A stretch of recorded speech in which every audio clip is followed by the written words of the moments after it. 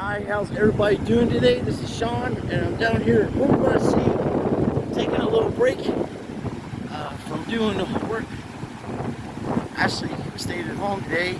So me and Chadley came down here, and there's a lot of people down here in this area.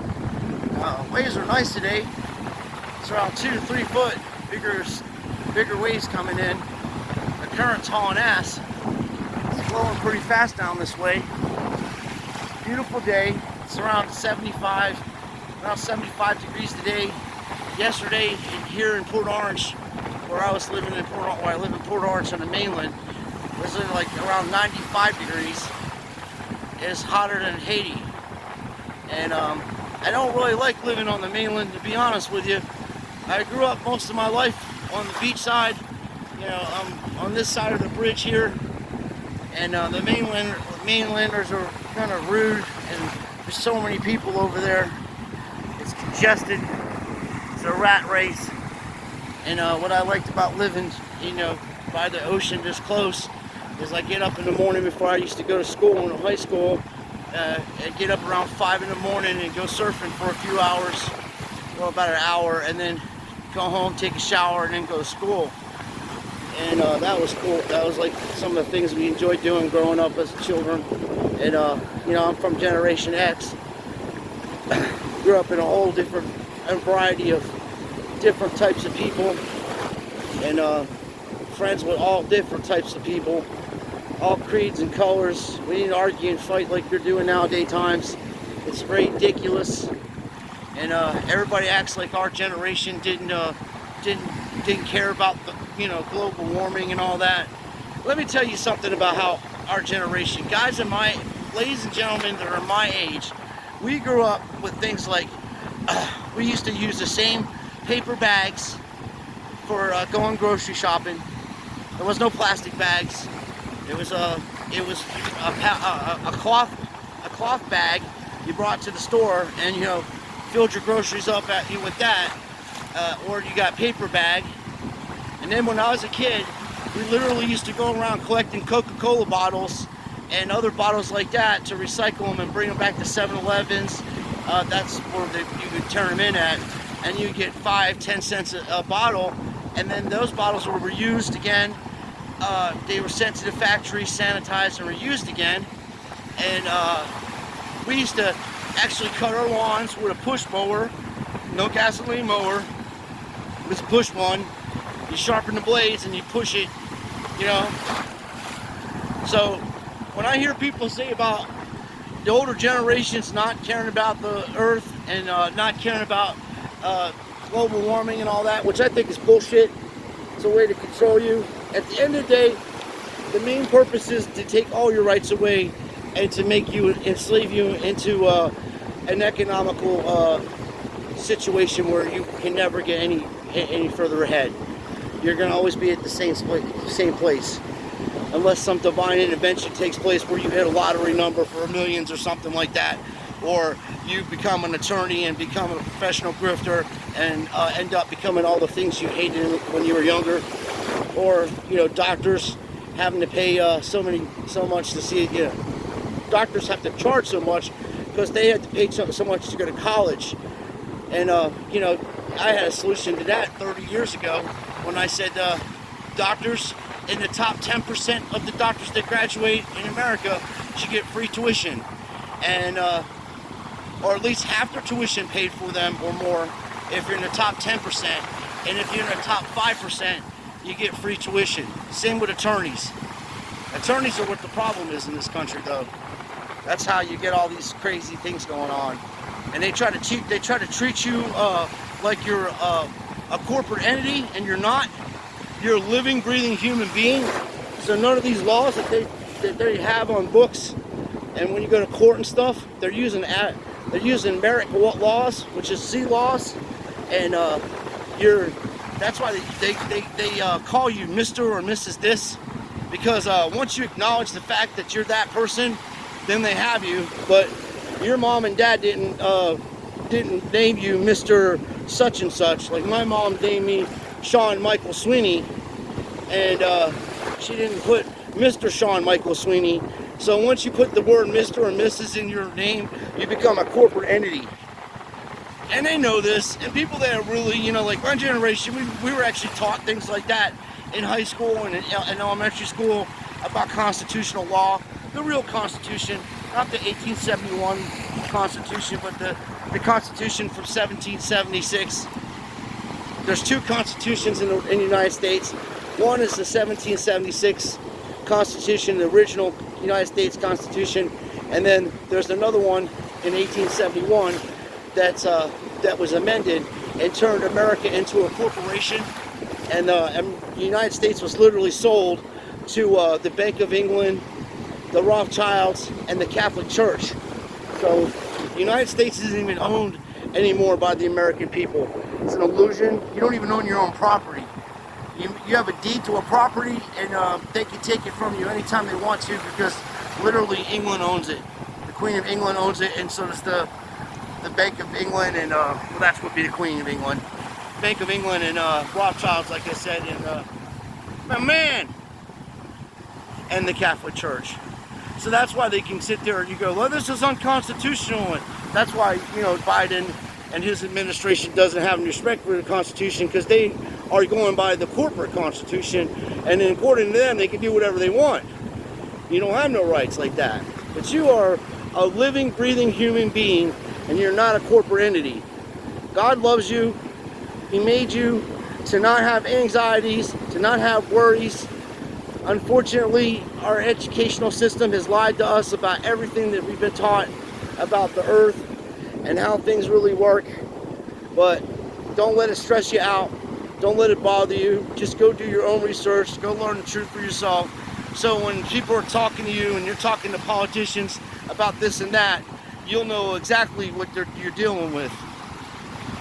But the main thing is, see, if anybody really should be stressed out and have anxieties, it should be me. I lost my job. I need neck surgery, and then the 35 years that I put into my retirement and my benefits just stopped with no reason at all. They didn't tell me, so I'm fighting with that. And I have people scamming me on eBay, and I have to make videos to expose these creeps out there in Congress and the Senate. Then I have to make videos exposing these creeps in our sports card industry, the Jeff Wilsons and the Dans and all that, the curator guys.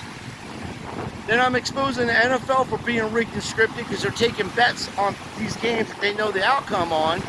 And exposing the NBA for being rigged and scripted for the same reason. I don't care that it's rigged and scripted. I care that they're taking bets on it, and people are losing their money thinking the shit's straight and legit, and it's not. Because people are still going to collect sports cards. People are still going to collect autographs from famous people. It's a hobby, and it's a good hobby. And now that the economy's going down the toilet, it is affordable to put your, you know, sets together, and you can go after cards that you've always wanted to get a hold of. Now, about 3 weeks ago, I made a video talking about the 101 Jordan Star cards, the Star rookie cards, and the 85 Nike promo cards, and then the 86 clear cards, and then everybody was, you know, what's the real rookie card? Well, the 84 and 85 are the true rookies, and the 86 is the first time that, you know, Jordan was on the Fleer, because they didn't make basketball from like 82 to, I think 82 or 83, I'm sorry, from like 83 to like 86. For a few years there was no basketball made, and that's where Star came in. So that's why that card's such a big card, because it's considered to be Jordan's rookie card from a legitimate, you know, card company. Like Fleer's been around for a while. So that's, and then, you know, I know people watch my videos, and I'm very appreciative, and I know even some of the bigger channels watch my videos. I've gotten emails from people telling me I'm doing good work, and I appreciate that. And I've done business with people on here that are pretty successful, and they gave me positive feedback and emailed me and tell me thank you and all that, which I didn't even know at the time it was them that I was selling stuff to, you know, my sports cards and stuff. So that makes me feel good. I know I'm aggressive in my videos. I know I have been working on using profanity, not using profanity so much. It's because of my occupation, and I'm not making excuses. I'm a Christian, I shouldn't use profanity. But when you're a chef and you're working in Daytona Beach, Florida, where there's drinkers and people on drugs and people doing stupid stuff in the kitchen, you know, and you have to keep repeating yourself and teaching people how to do stuff correctly without getting, you know, to make sure people aren't getting injured in my kitchen, and to make sure we're serving safe food to my customers and things like that. You have to be salty with some of these people, or they'll run over you. They won't listen to what you're saying. They won't respect you. But I was always the chef that got on the line and cooked. Like, I'll push that shit out. I can fry, I can steam, I can saute, I can do whatever needs to be done to get the line going to make proper food in a reasonable time. I'm not a manager who stands there and tells people what to do. I do it. I'll ask a person one time to help me do something. They don't do it, I'll do it myself, and then I'll find something else for them to do that they can do. Now here's a prime example. My good friend Chad, wherever he went to, he's out here body surfing. My friend Chad and I grew up together. He's from Ohio, and I was one of his first friends he met when he came down to Florida in like 1983. And when he was up there, we grew up down here. We graduated from Spruce Creek together. Chad used to live down the street from me when we were growing up. We surfed and everything. Now, Chad has been in the restaurant business all of his life. He's the same age as me. I'm like a few months older than him. He just turned 50 in May, and I turned 50 December 22nd of last year. And he was doing restaurant work, and his knees started hurting him, and you know, things like that. And I'm like, dude, just do a different occupation, you know, like go to Walmart. They're looking for overnight stockers, and they're starting off at like 16 an hour, and it'd be a lot better for you. You get to have lunch breaks, you know, you're not constantly having to, you know, keep moving and stuff like that. You can, you know, take breaks in between doing heavy stuff, you know, and they're going to give you benefits and retirement and all that stuff, you know. So he didn't have any confidence in himself because he's 50 years old and he never did that work before. And I kept telling him, hey, come on, you can do this. It's like, you're already doing customer service. You've always been making food for people for a long time. You're really good with people. People like you. You're a kind person. And, you know, you can do this. And now he's been there for about 6 months, got a job, got a raise, doing great. So you have to come out of your comfort zone sometimes. All the time, actually. Everything that you do, you have to come out of your comfort zone. Like, my comfort zone was making videos about sports cards and exposing grifters in the hobby because I have a lot of experience in it. And then you got these young guys writing books about vintage cards and all that, and they don't know dick about anything, to be honest with you. They're just grifters trying to sell books on a little vast knowledge that they have. Actually, they don't have that much knowledge in it. They learn from older people like myself, wrote some things down, and then be able to articulate their thoughts through writing, and then they come on YouTube and act like they're experts on stuff, and they're not, because they don't know the difference between a vintage card and a memorabilia card or just a regular sports card. But everybody's got an angle, everybody's got a grift on here. I don't ask for no money. My channel's not monetized. I don't sell t-shirts. I don't sell none of that stuff. My friends were saying I should make some Coach Script coffee cups and stuff like that, and I'm like, nah, we just do that for fun, you know, and everybody likes Coach Script, it's funny or whatever, and I just do it for fun. But I had to come out of my comfort zone to be able to expose the NBA and NFL, because most people are like, what are you, crazy? They ain't rigging these games. And then the evidence is out there that they're doing it, and now they're like, oh yeah, well maybe they are, maybe the officials in on it. They're all in on it. Because the NFL is like one job. You can't just go and get a job doing the same thing at a different company. That's the only company to work for. So they can't come out and expose themselves for being scripted, because they'll lose their job and be sued. And in some incidents, people have lost their lives exposing that kind of stuff, because you're looking at trillions of dollars in betting. People will stop betting on the games if they're rigged and scripted. So another thing I wanted to tell you is that I told you about what Jesus was saying about birds being free and how God looks over the birds, and how God makes sure every time that the bird wakes up, it goes out and gets food, and it's always taken care of. Now, if God does that for birds and animals, God's going to do way more than that for you. You have to understand one thing. You're a lot older than you think you are.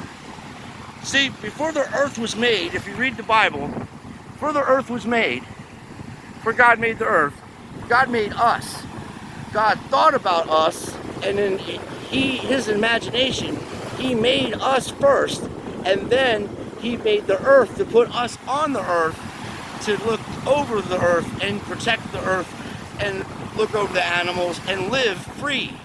He gave us free will, and he gave us a soul. So when I say that you're a living, breathing human being, and you're not a corporate entity, that's exactly what I mean. You are older than the earth itself, and you are older than any of the angels or any of that, because you were made first. Your soul was made first, and then you were made by the conception of your parents, you know? And there is going to be judgment coming soon on these evildoers, because what they're doing is they're corrupting the youth and destroying the morality of what a proper ecological system should work. We should be in harmony with each other. And I always ask people when they start doing this race thing, what do you think God's favorite color in a human being is? You think God has a favorite color in a human being? No, we're all loved equally. We love each other equally. It's the government brainwashing and organizations brainwashing people to think a certain way, and then you have people of that color pushing agendas that are evil, and then it corrupts the youth's mind, so therefore they can't tell the difference between what's good and bad any longer, and they think good is bad and bad is good. It's inverted. And God talks about it in the Bible. So when you're having problems, I suggest, even if you don't believe in God, get yourself a Bible and just start reading about how problem solving is done. David talks about it, Daniel talks about it. When there's major problems coming along, God comes along with solutions. And you can look at it as a philosophical book, you can look at it as a book of learning, you can look at it as anything like that. But I look at it as the direct word of God to give us the knowledge and wisdom that we need to live a proper life in harmony with each other. The problem that one of the things you can do to get rid of all this animosity in our country is to get rid of political systems. You don't need political parties. What you need is people. You vote for the people that represent your beliefs and your morality. And those people have to live in the districts that they represent. They can't live in Washington, D.C. They can't get outlandish salaries. We're going to give you a place to stay and take care of you and your family while you're in Congress and the Senate. You're going to get paid a decent wage, but you're not getting paid hundreds of thousands of dollars. That money is going to go back into our communities for better roads, better bridges, and better educational systems. And anybody that says that you should have took religion out of school, and that's the problem there in itself, because you took morality out of school, and that's why you have people going to schools with guns and shooting each other and all kinds of shit like that, because the morality of this country is down, down, down because of mental illnesses, and the mental illnesses are occurring because people can't get medical treatment in the richest country in the world. And I don't want to hear no bullshit about we can't afford to give out free medical treatment to people. We can't afford free Medicare for all. When you got hundreds of billions of dollars being sent to Ukraine to fight this proxy war over there in Russia, and then you have hundreds of billions of dollars every year being spent on our military to commit terrorist acts in other foreign countries and set up coups in their government, and it's all documented, it's all out there, and nobody's ever going to go to jail for it. But what's going to happen is judgment's coming for them. You can see all the leaders around the world, they're all resigning. Boris Johnson, all of them are getting out of Dodge before the hammer drops on them. Trudeau's going to be next, and they're trying to impeach Biden. But if you impeach Biden, you're going to play right into their hands, because then you're going to have Harris and Pelosi in control of things. And they're two people you don't want to have control of anything. I wouldn't give Nancy Pelosi control of my remote control to my television, never alone access to nuclear weapons. One, she'd probably sell them all off to everybody, and we'd probably be devastated in about a month. Well, I have to tell you these things because no one's saying anything. And I come from, like I said, a generation where we fought against that shit. And it breaks my heart and my feelings that most of my friends that I grew up with became the things that they loathed the most. They're the ones that were fighting against injustice in the government and injustice in society. We started all that crap without doing violence or anything like that. I said if you had a work stoppage in America, every American stopped work until these creatures resign from office and we put in people that have our belief systems and our moralities, we can all agree on it, the world will be a better place. You got left and right and red and blue. This ain't football, this ain't basketball, these aren't professional teams. This is your life. This affects the whole world. Okay? When they lose, we all lose. So you get rid of political parties and you just have individuals run on their merits. That's what you do.